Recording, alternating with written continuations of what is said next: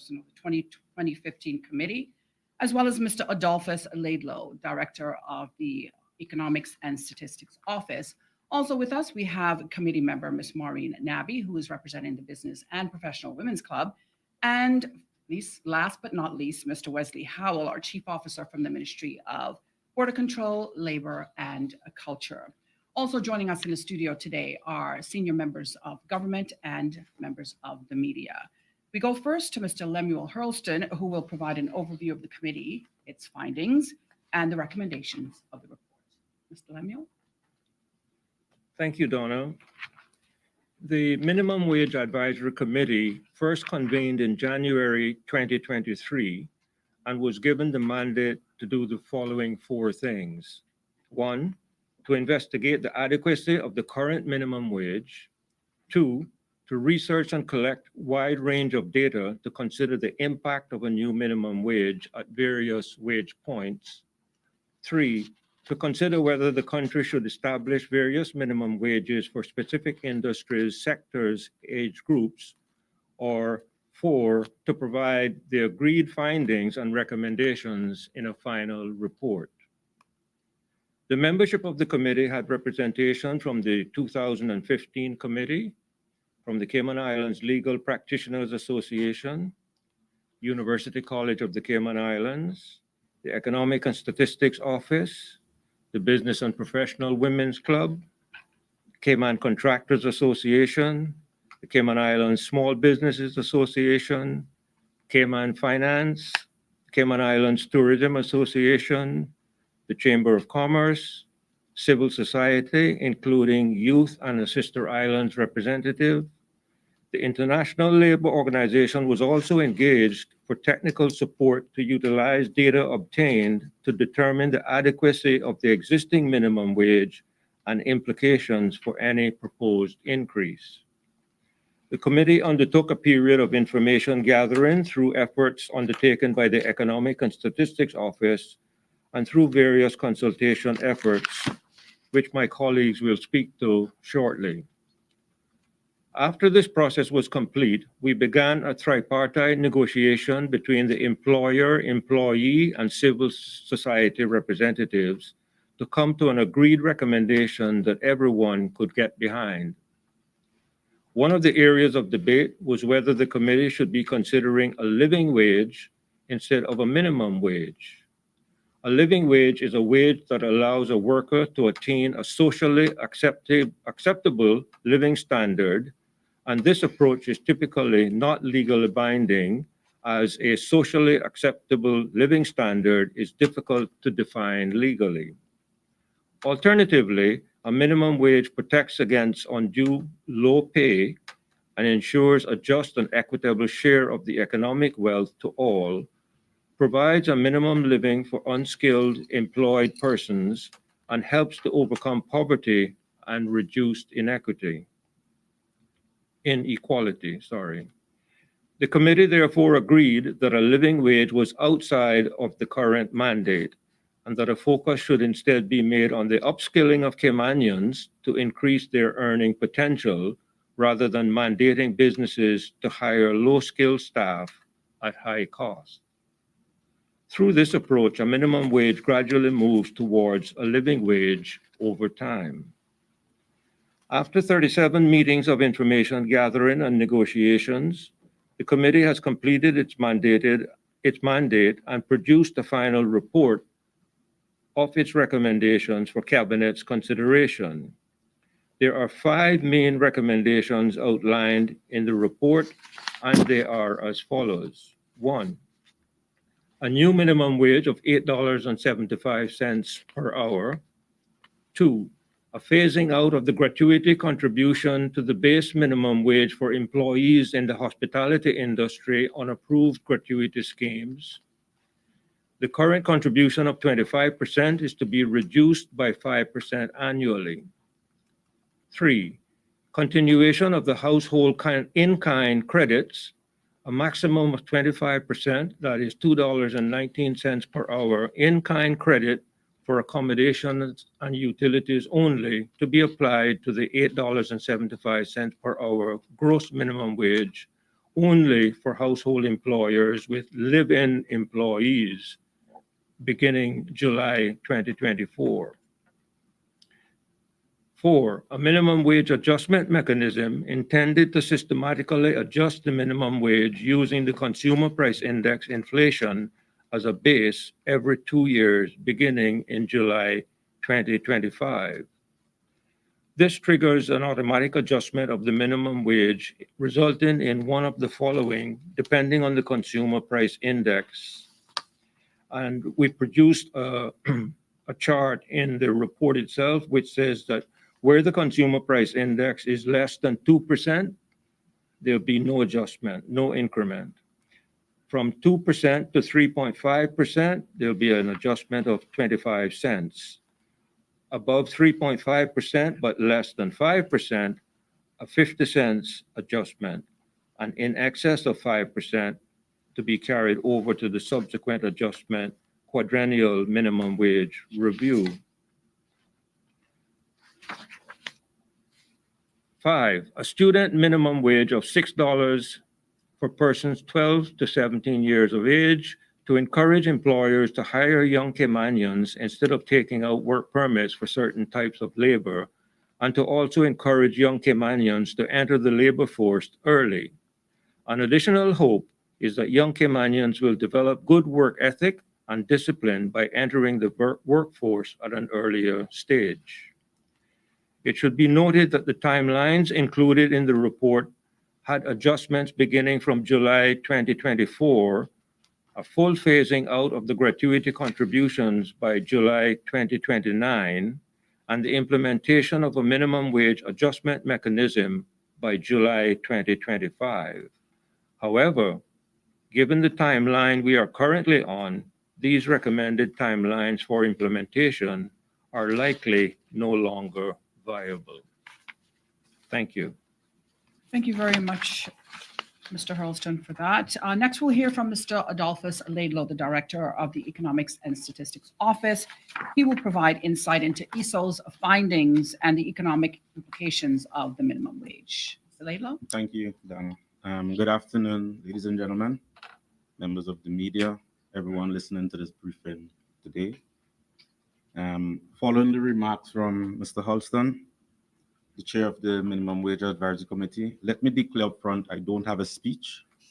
I have a series of bullet points which I will talk about during this briefing. Our role as representative ESO in the committee was really to put facts to the discussion. And as a result, we were responsible for a lot of the research and collection of data and analysis of that data. Now, I was assisted by the staff of the ESO, namely Mr. Ralston Hurlston, who is sitting in the back, our senior economist, and the economics unit of the ESO.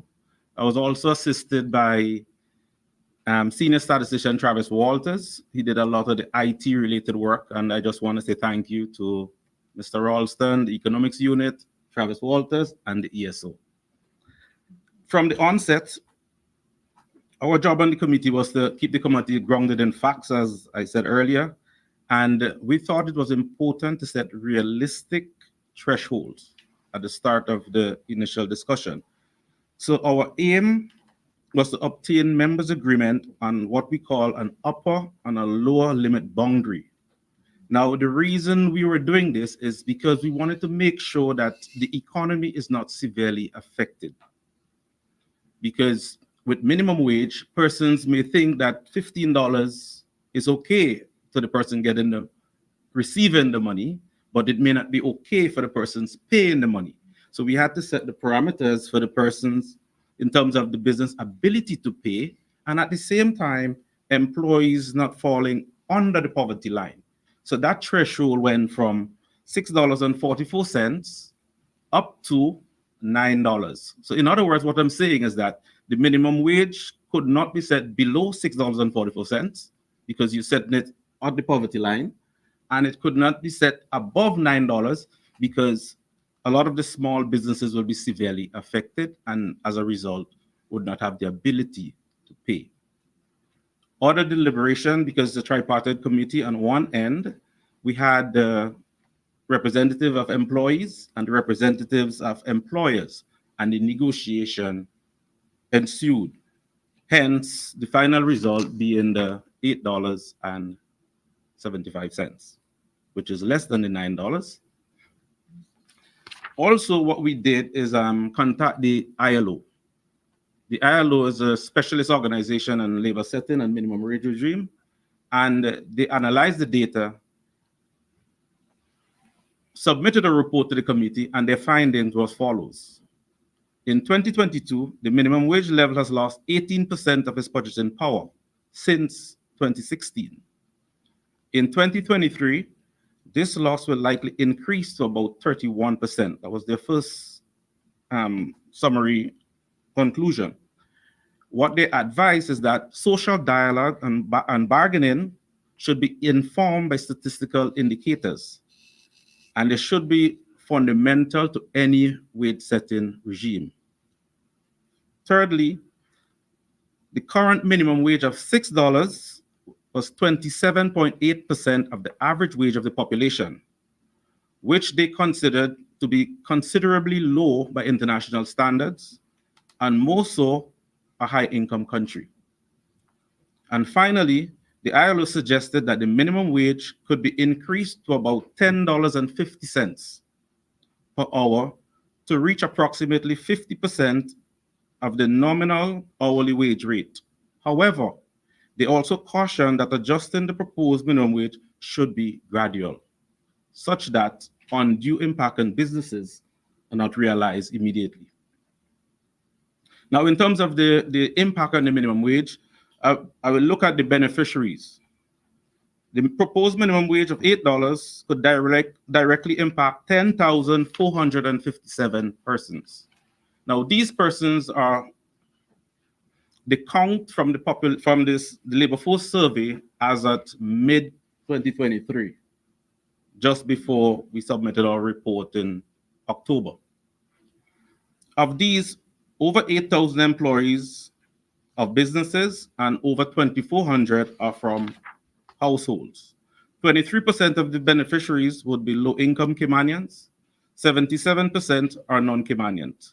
Females make up 60.2% and males 39.8%. In addition to the 10,457 persons directly benefiting, another 2,200 up to 2,500 persons earning in the margin of 15% above the stated minimum wage could potentially see their income increase also. Simply because as we bring up the lower band closer to those persons, they would have had extra skills and extra responsibilities, supervisory responsibilities that is, that now needs to go higher so they can supervise persons with minimum wage. So those persons may be affected. What are the costs of the minimum wage? The overall cost to the economy is estimated at $51.5 million in annual terms. The businesses will pay approximately 38.7 if implemented, and household 12.8 million.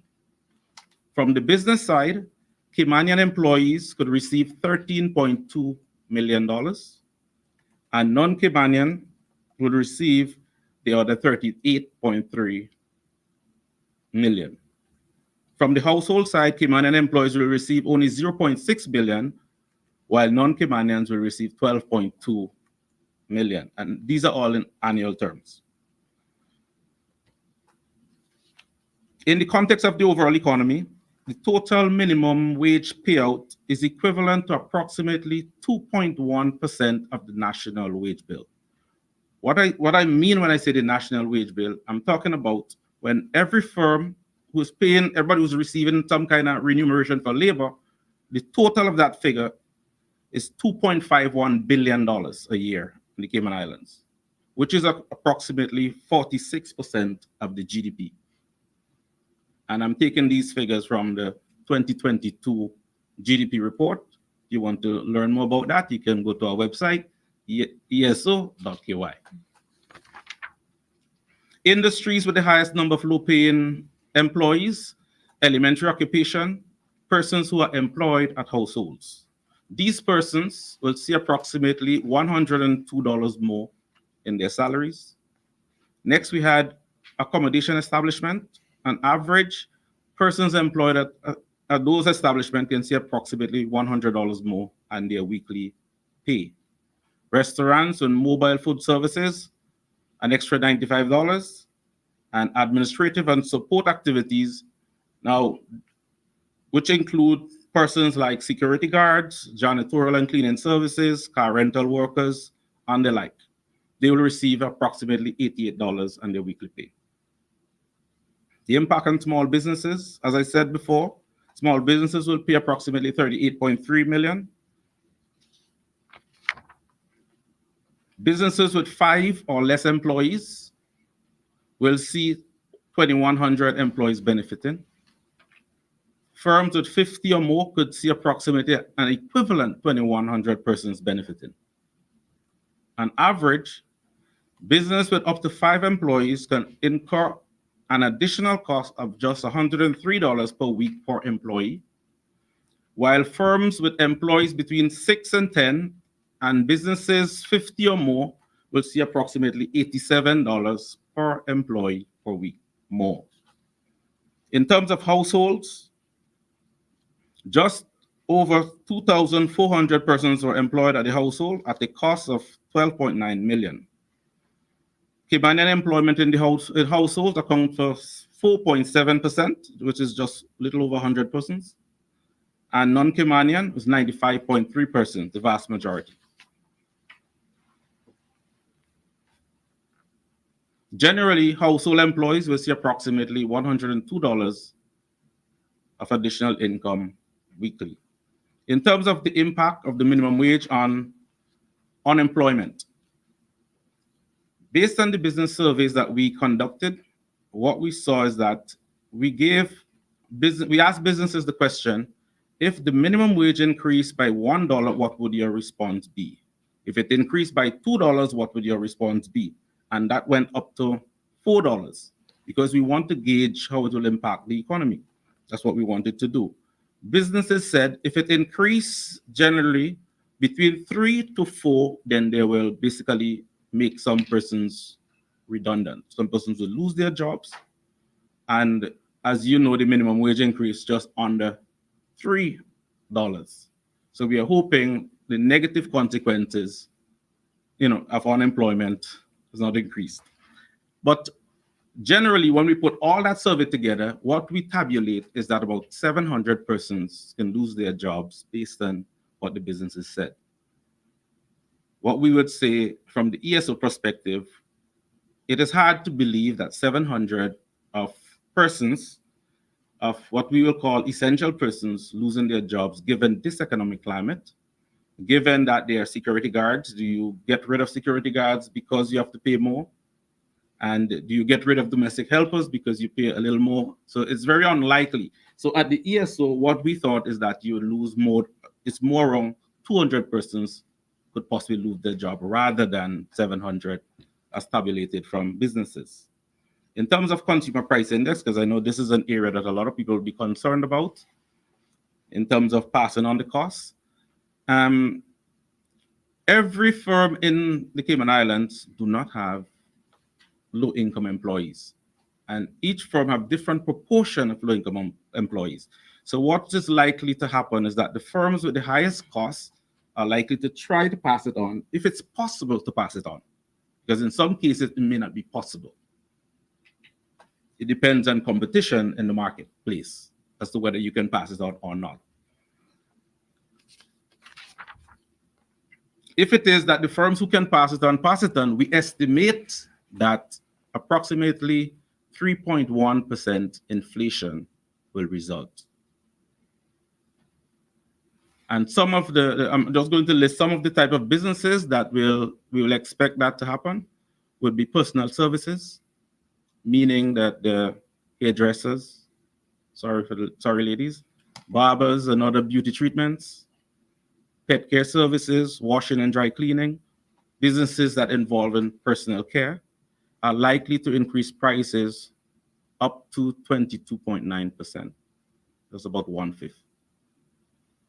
Administrative and support services, which is the security guards, janitorial services, could increase prices approximately 10.2%. Agricultural products, 7%. Restaurant food could be up to about 5%. Art, entertainment, and recreation, 4.1%.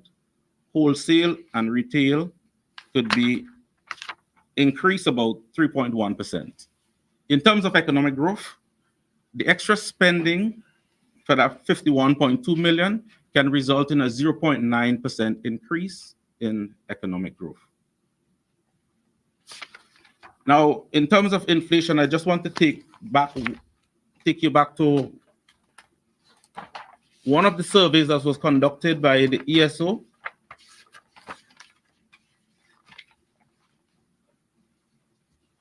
And we want to say that the supermarkets as an example, which I know a lot of persons will be concerned about, supermarket raising their prices. When we surveyed the supermarkets, they said that the average price that they can afford to pay was $8.31. And the maximum they'd be willing to pay was $12. So it means that the maximum they're willing to pay, we still have some wiggle room between that area. When we surveyed households, the household said that they're already paying $12 on average. So if the minimum wage is below that, then there should be no impact on the majority of households.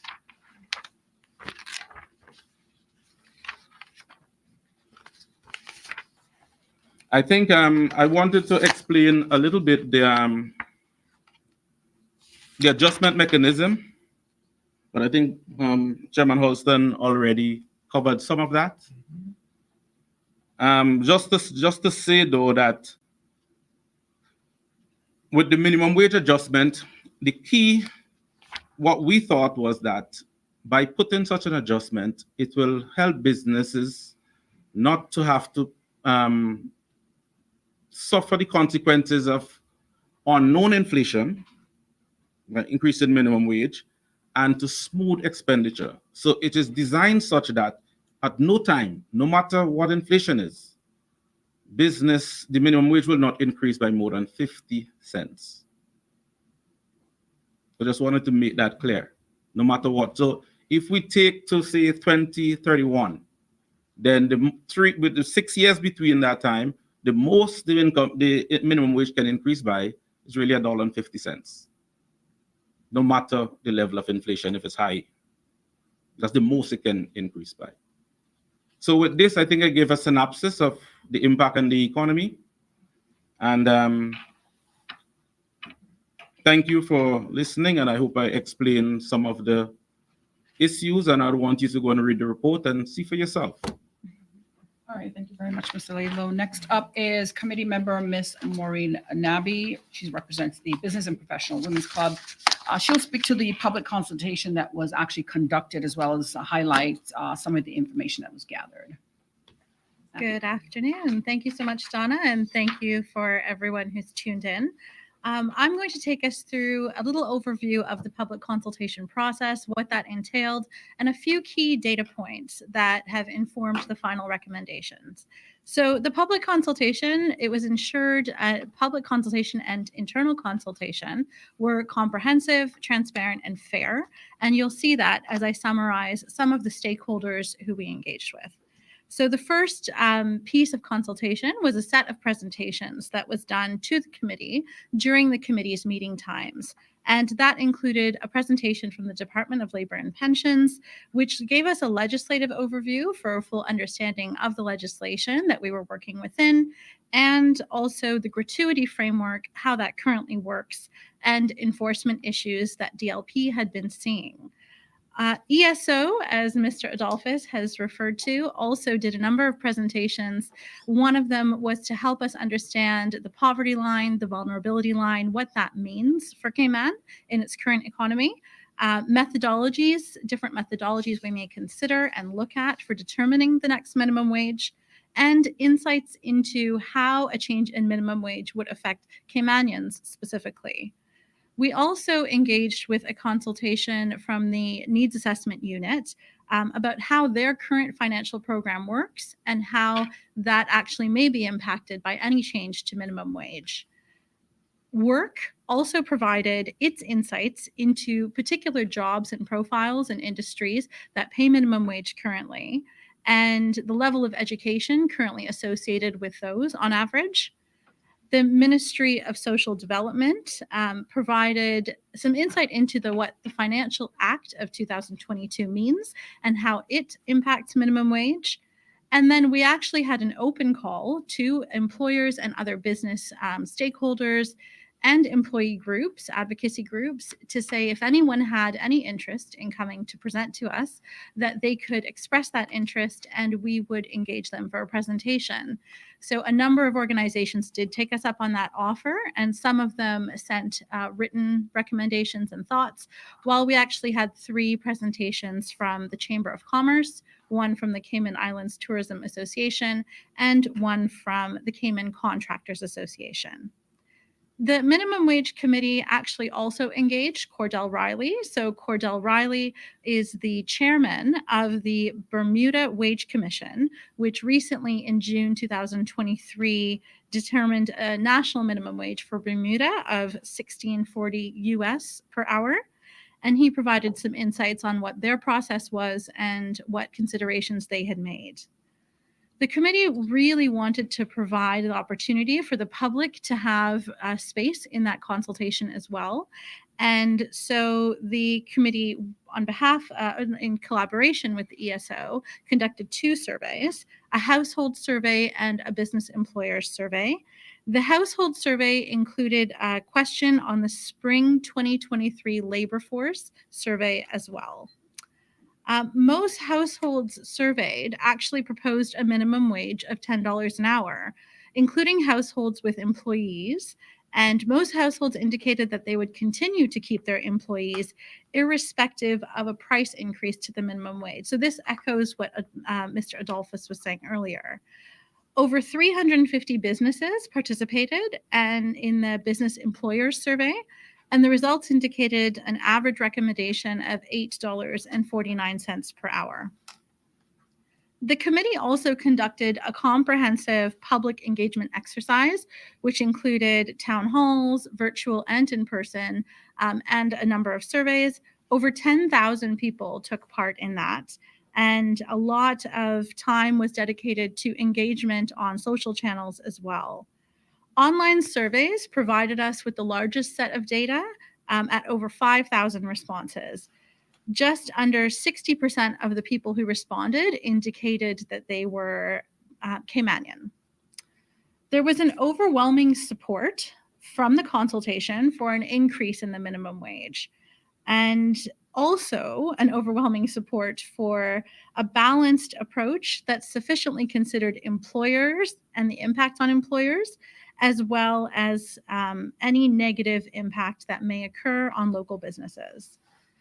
In terms of commentary, the rising cost of living was a large piece of the comments that came through. And the average proposed minimum wage received via that public engagement survey was $10 to $11 CI per hour, except for the household employers who I'd mentioned earlier said 9 to 10 was the range that would work. A sample of organizations were also invited to participate in an online survey specific to them. And of the responses, 88% expressed that the current minimum wage was insufficient. 81% indicated that it did not meet the basic cost of living in the Cayman Islands. And 100% of those respondents indicated that it needed to be increased, with 54% of them indicating that an increase of $4 would be acceptable. The overall findings of the consultation conducted was that the existing minimum wage of $6 an hour is insufficient and does not allow those in receipt to meet their basic costs of living. Those are some key overview points of the consultation process and data points that have helped informed these final recommendations. Thank you. All right, thank you, Ms. Nabby. We now go to Mr. Wesley Howell, the Chief Officer from the Ministry of Border Control and Labor, as well as Culture, for final remarks. Thank you, Donna. And I just want to say thank you from the ministry perspective on the hard work that was done by Mr. Helston and the rest of the minimum wage committee. They had very active and engaging conversations, both internally amongst themselves, but also with the general public, business owners and employees alike. No small feat to get to a recommendation. It is a testament to their work that they've done, particularly looking at the economic impact, as well as the poverty line, to come with a recommendation that is somewhere in the middle. And just want to thank the team that worked from the Department of Labor, Mr. Tisha Goring, Ms. Diana Roberts from the ministry, who worked very hard to support the committee, Deputy Chief Officer Debbie Ann Whitaker. So lots of work went on to ensure that they had the administrative support necessary to move this along and get to the point that the report's been now tabled by Cabinet and public here now for further consultation. All right, thank you very much, Mr. Howell. It's time now to open up the floor to members of the media. We begin with Ms. Reshma from the Compass. Thank you very much, Donna. Good afternoon, everyone. I guess my first question is, where's the minister? Why don't we have the minister here to kind of inform this conversation? This is a listening exercise. I'm here to represent the ministry and the minister. We really want to hear from general public, the employers who now have a number that's made public and gather that feedback. We have a month to get that feedback, and then the minister will take that forward to Cabinet. So while he's not here, this work is really for his consideration and further consideration by caucus and Cabinet. All right, Wesley, sorry, I'm going to put you on the spot there. You said a listening process. Does that mean that the government hasn't decided on raising the minimum wage or has agreed with the figure that the committee has put forward? At this point, the government's noted the amount that is there and really wants to have the public feedback on this. And that was a specific requirement from the Cabinet, is to go back out with the exact numbers, the entire report, so folks can see the work that's gone in, the consultation that's there, and the economics as set out by the team from ESO. And then that will go back for a final decision. All right, so you said a month for the consultation period. Yes. Do you have a timeline for when we will actually have a firm answer from government on, yes, we are moving forward with an increase in the minimum wage, and when we can expect that to actually kick in? Yeah, timelines wise would be measured more in weeks rather than months. So once that feedback is considered, compiled and put through to caucus and on to Cabinet, that's a process of weeks. Any further legislative amendments have to go forward through Parliament. That's a longer timeline. 28-day notice period and drafting and other things would have to happen. So that process would take months. I'm glad you raised the legislative part of it, because naturally with changes like this, is that where the process is heading? Is it going to be, or is it going to be an administrative change? Because with an administrative change, you don't need to go through the 28 days process. Is that the thinking? It would depend, because some of the recommendations also touch on areas that are covered by legislation, in particular the recommendation on gratuities.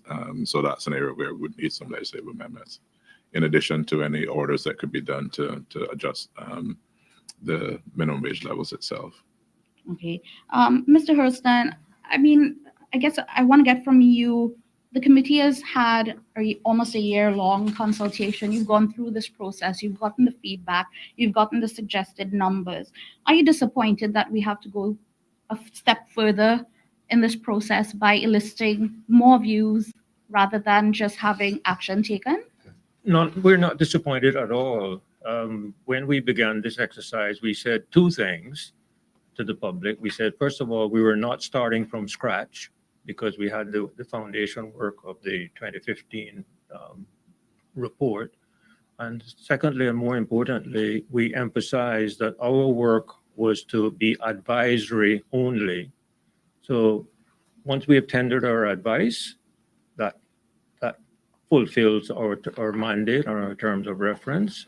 And now it is entirely in the hands of the ministry and the government to decide A, whether they will accept the recommendations or not, and B, what sort of timeline would be associated with whatever they approve for implementation. So we're not disappointed. It's just part of the governmental bureaucracy and process. Such a finessed response. It still leaves it open, though, for the public to understand that the government can say no increase at all. Correct? It's a political decision to be made in relation to amending an order for minimum wage, but with the amount of pressure that's being applied by your agency and others, the government is really, I think, at an option that this has to be done in relation to minimum wage. It's been quite some time now since the minimum wage has been looked at. And from a process perspective, I think, well, I know Mr. Hurlston and his team wanted to do sort of a report, post-report tabling press conference as we're having now to walk folks through the report. It's actually quite meaty, and most persons won't read all that's in there, but it is quite comprehensive in terms of the recommendations, how they got to the recommendations, and even the additional reports at the back from folks who weren't quite happy with the level of recommendations that were in there. So that's an entire comprehensive document that covers all that. Okay, my final question. In the report, you had representations from CETA and the Chamber of Commerce as well. CETA in particular, adverse to changing the way GRATs are, addressed in the minimum wage. Are you open to reversing your position on phasing out of the GRATs, given the protestations that we have for those changes? No, the committee has completed its consideration, and it heard from the industries that submitted those minority reports. It invited those industries to make representations to the committee. We listened to them. We invited them to put their concerns in writing in the form of a minority report, which they did. We've included those minority reports in our final report. So we've been completely open and transparent in that regard, but our recommendations will not change. All right, thank you very much. Thank you very much, Reshma. We'll now call on April Cummings from Radio Cayman. Afternoon, everyone. Some of these questions, Mr. Laidlaw, I think you did answer, but I just want to make sure that you did. I did try very hard to read the report. There are many pages, many appendixes. There's a lot of information in there, and there was a lot of why in there. So just to be clear, you may have touched on this already. So one of the questions one of our listeners asked is basically looking at the cost of living in Cayman as it is today, what they're living and seeing with right now, will this not make prices higher for them? To be direct, in some cases, yes. Because some businesses depend a lot on low-cost labor, or what we say low-scale employment. Mm-hmm. And if the low-scale employment is increasing, they will have no choice but to pass on some of those costs. What we try to make sure in the committee is that it's not within the grocery shops and the food component of it. So we wanted to make sure that at least those wholesale and retail related businesses are not adversely affected. But as I explained earlier, in personal services, the beauty salons and things of that nature that is hands-on services are likely to increase their prices. So would it be safe to say essential versus non-essential? Depending on your perspective, of course, but to a degree, things that you need to exist, utilities, food, right. Water versus I want to get my hair done. Correct. The only thing I can add there is that the only point I want to add, it all depends on whether or not they can also pass it on. Mm-hmm. Because competition may dictate that they may have to absorb that cost. And from a statistical perspective, do you have concerns about the employers who say, well, we just aren't going to be able to afford this, or we won't be able to expand in the way that we might have because of this? How do you address those kind of concerns? From economics perspective, we'd love that every business survive, every small business survive. But I think it's if it is that one of the major components of a business is the ability to pay employees and to pay employees a fair wage, because the backbone of any business is hinged on their employees. And if it is that they're having difficulty paying, I think they may have to relook some aspect their business model as to whether or not you're in the right line of business, or you can improve your efficiencies within the business to survive. So a viability Viability, kind of yes. study for yourself. Mr. Holtzman, this one is a bit for you. Sure.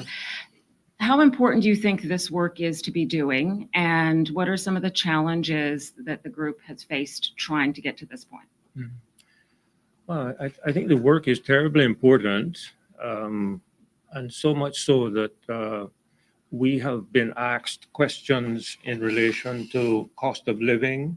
We've been asked questions in terms of a living wage as opposed to a minimum wage.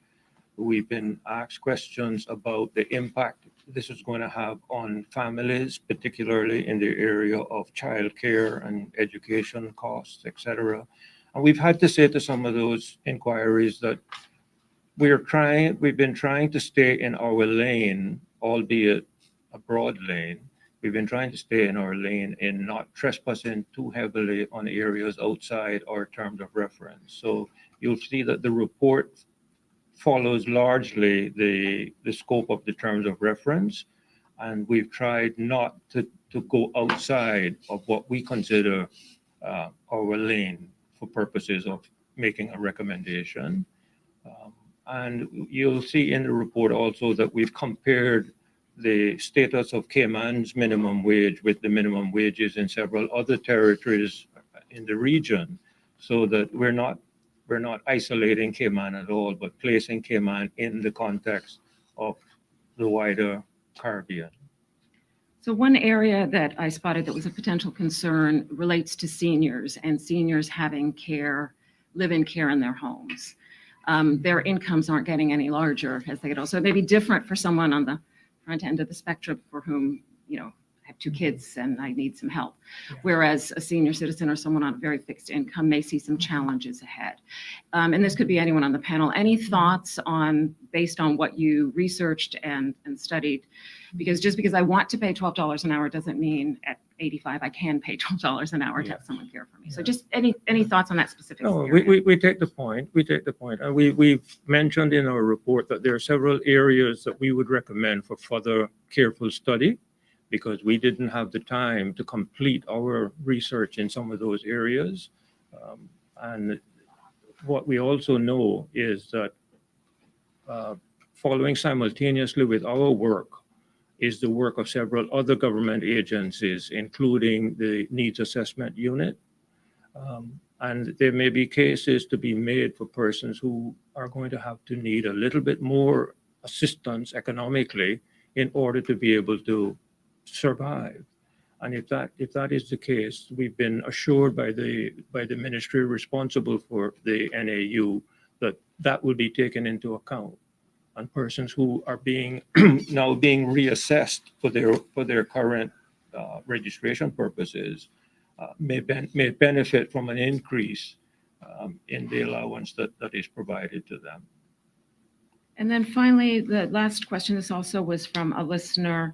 Their concern was about how, as you pay more and more money goes into the labor force, if you will, their concern was about how much money may be leaving the island versus staying.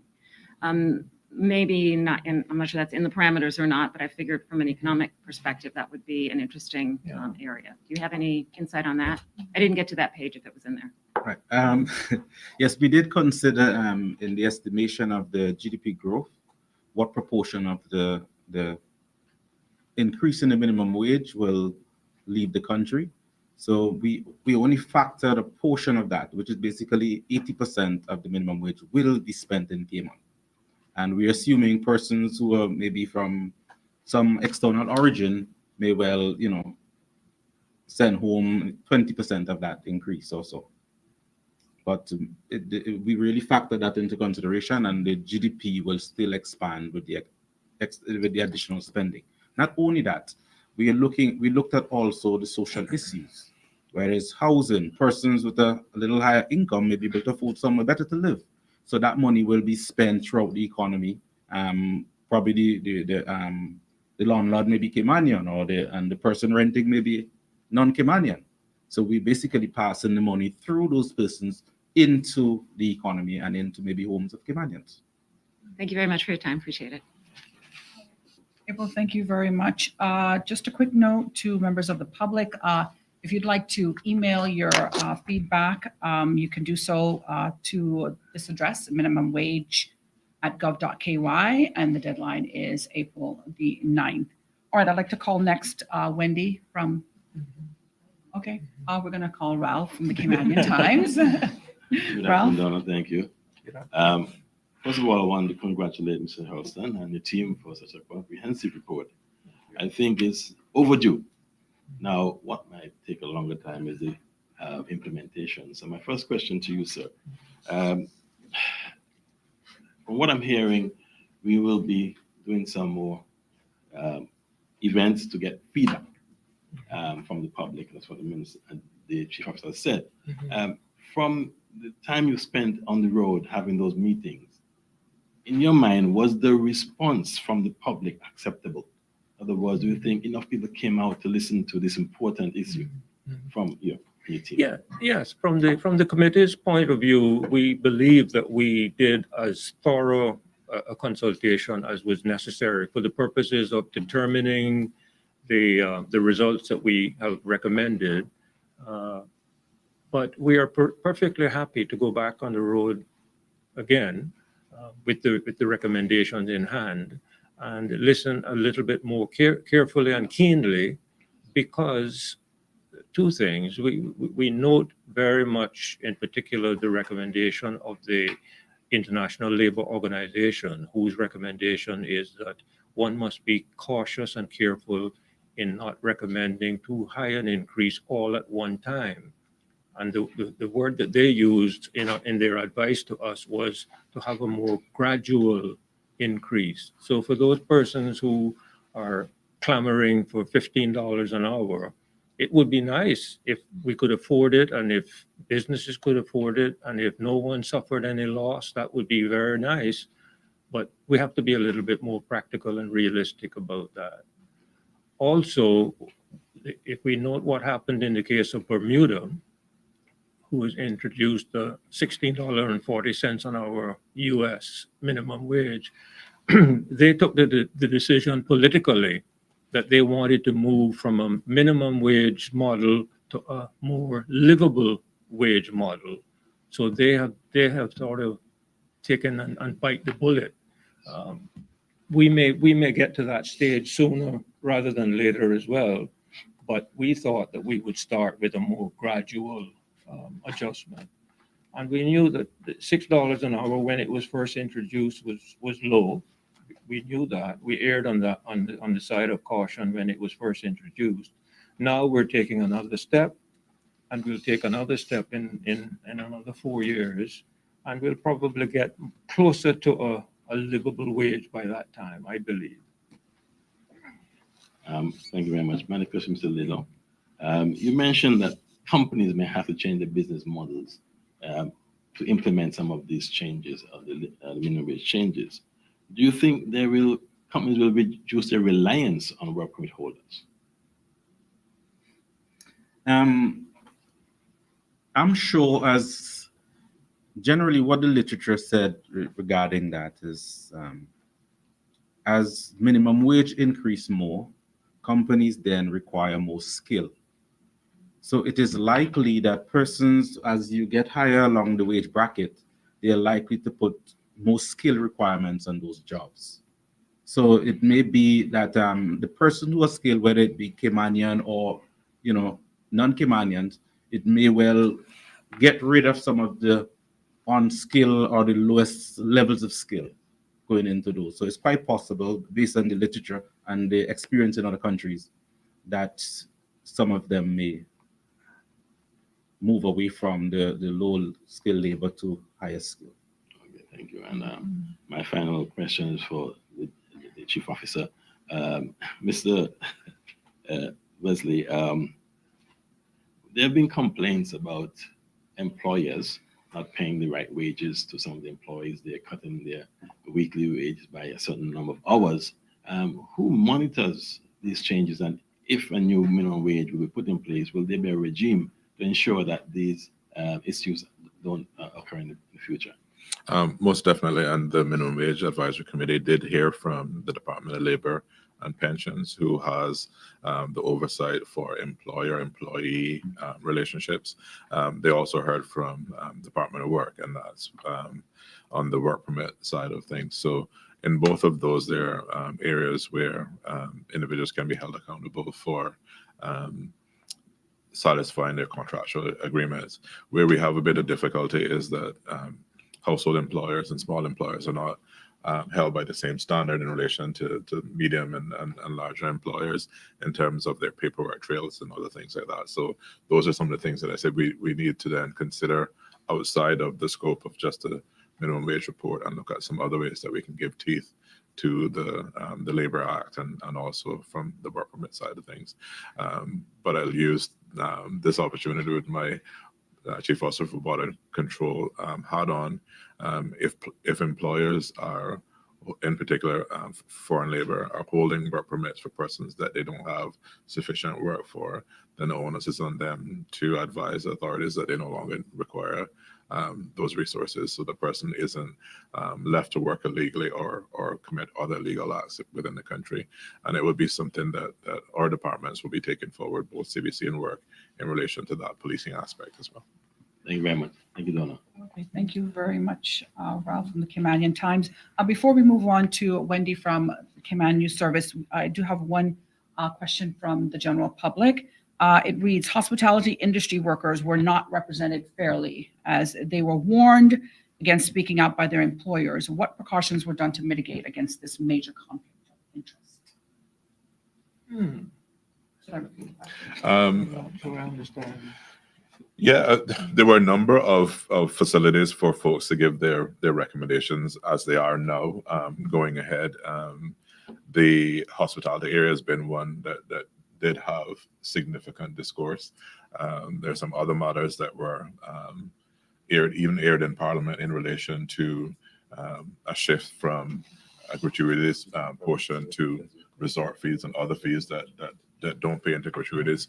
So we did hear quite a bit of a squeezing of the gratuities away from the employee and onto the employer from this resort fee. So I know that our colleagues over in the Ministry of Tourism is looking at the grants aspect and the resort fees aspect of this bit. But what I can say now is that we have another avenue for them to make their representations heard. But the recommendations in relation to phasing down GRAT and increasing the minimum wage going forward, I think would come to the benefit of the employees there for sure.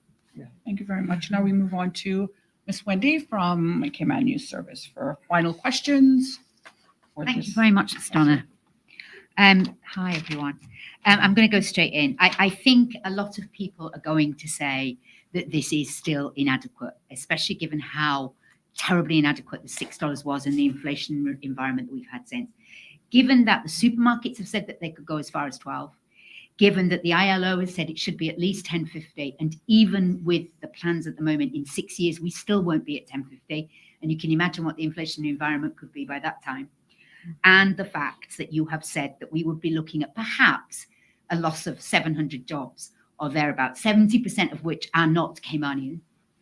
Why is it that you have gone so low ball and not gone for the $10? We don't consider that we've gone low. We've considered that we've gone very near to the upper limit that was recommended to us by the model that the Economic and Statistics Office just explained. We started out with the vulnerability line as the bottom, and we went nearly up to the maximum that was recommended of $9, I think it was. Yeah, we've landed at $8.75. And Who recommended $9? No, that was the result of the survey that was carried out by the Economic and Statistics Office. They surveyed the large business employers on the island, and they asked a question about increasing the minimum wage by $1, $2, or $3 an hour. And they said anything more than $3 an hour increase, they would have to pass on that increase to the consumer. So we know that inflation is the elephant in the room, and we have to be cautious that we don't feed that that inflation giant. Are you not? That's one thing, but it seems to me that there's an awful lot of other evidence that suggests that they could manage it, and that businesses are always going to say we're passing on. And like what you said earlier about many just have terrible business models, and that's why they're passing the prices on, because they're just really bad at business. So where you've got all of these other people, especially the grocery stores, which is a very clear indication, if Foster's can afford to pay $12 an hour, then I'm sure that Security Centre can too. So yeah, you have that situation where it seems you've taken the evidence from just one place that says we can't afford any more than 4, and ignored all of the other, especially given the recommendations of the ILO, which is saying that you should be at least 1050 in a phased way. But if we can't even make it to 1050 in 6 years, how's that meeting? And you're talking about even $10 an hour would still be only $1,600 a month on an average 40-hour week. Yeah. So I think I think people are going to be asking, especially as we're now looking at, there's no sign of the minister. The minister has already said that he didn't like what your recommendations were in Parliament when he recently came out. It was going to be too difficult. That the whole situation, it seems, is by the time we get there, 8.75 is going to be just as bad as 6 was several years ago, if you get what I'm saying. That we're playing catch up. And that we're not doing we've not put forward something that could really help us catch up. Yeah. I'm just saying what I think people. And I think there are lots of people that will agree with you. And Cayman has a history of catching up. We have a history of waiting until things are really in dire straits before we take steps to remediate them. And this is just another good example of how we could have taken steps earlier and didn't.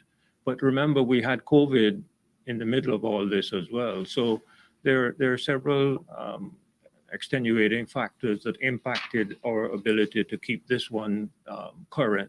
But it is important for the public to understand that whilst we want to reward labor fairly, we also want to take into account the capacity of businesses to be able to afford that labor. And there's therefore a balancing act. And in this case, it was a tripartite arrangement of employer, employee, and independent persons working together to come up with a recommendation. Now, if the government believes that our recommendation is not generous enough and they want to increase it, by all means, that would be fine. And the advisory committee is nothing more than advisory. And if I may add also, Wendy, and in terms of setting the $9, what we did is evaluated the data not from the minimum wage surveys, but from the national accounts. Every year we survey businesses for what they're doing. They will send us their financial statement, those who have, or they will estimate what their financial statement is. And the same ILO advised that the minimum wage should set such that there's not undue disruption within the business community. And when we look at the data, what they're earning on average per hour, for the preponderance of small businesses, we recognize they could not absorb more than $9 at this time. Now that this report is out, they have more leeway to say, well, in the future, maybe the minimum wage will be increased, so they will look back at their own business model. Okay, fair enough. Okay, talking of just going back briefly to the minister who's not here, and obviously his comments about that. Mr. Wesley, will you be advising the minister to recuse himself from the discussions regarding the minimum wage, given that he is an employer of low-paid workers and that this will directly impact him? That'd be a matter for the minister himself to do, but he is the Minister for Labor and has the responsibility here. What I can share, though, is that where those shrinkages would come in relation to people not being able to pay a significant portion of that, our small businesses and individual employers. I did ask Adolphus before we started what the average salary is for Caymanians as of his last survey, and it was somewhere around 40,000. So to do the math on that, it's about $20 an hour. So someone making $20 an hour, in my view, I'm no statistician, would not be able to afford to pay a domestic helper $12 an hour. That would be a non-starter. So we can have academic exercises, or we can have ones like we're having now in relation to putting out that number. And some people will not act until now that they see what the number is. We were asking sort of hypothetical questions to begin with, but now folks will go pen to paper and look at this number and say, what does this actually mean for me, my business, and my household? And what cuts would I have to make to absorb the estimated $51 million that this is going to come from the local economy. So there's some real exercises there, and your arguments coming in today are no different than the committee has been doing internally for since they've been meeting for those months. So yeah. Yeah, I was just trying to work out, when there's so many different stats coming at you, why it is that we seem to have focused on one particular stat, which is businesses saying, no, we don't want to pay it, and rather than all of the other stuff that you had. That was all. I only have a final question, which is a little bit more on enforcement.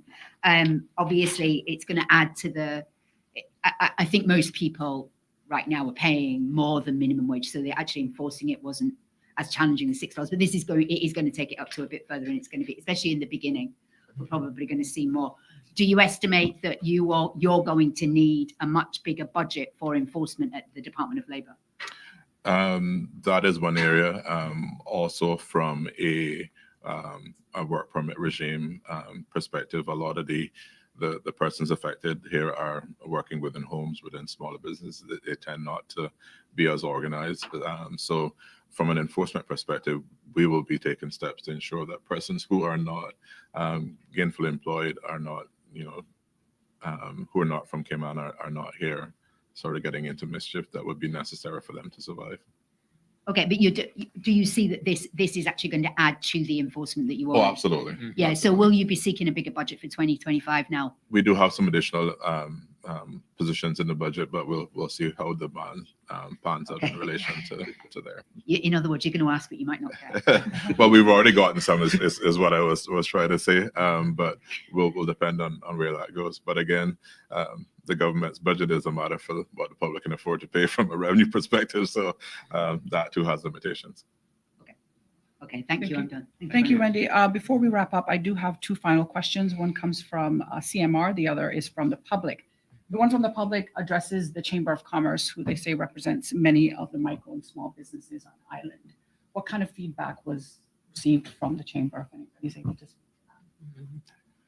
Well, we had the president of the chamber come in and do an oral presentation, followed by a written submission.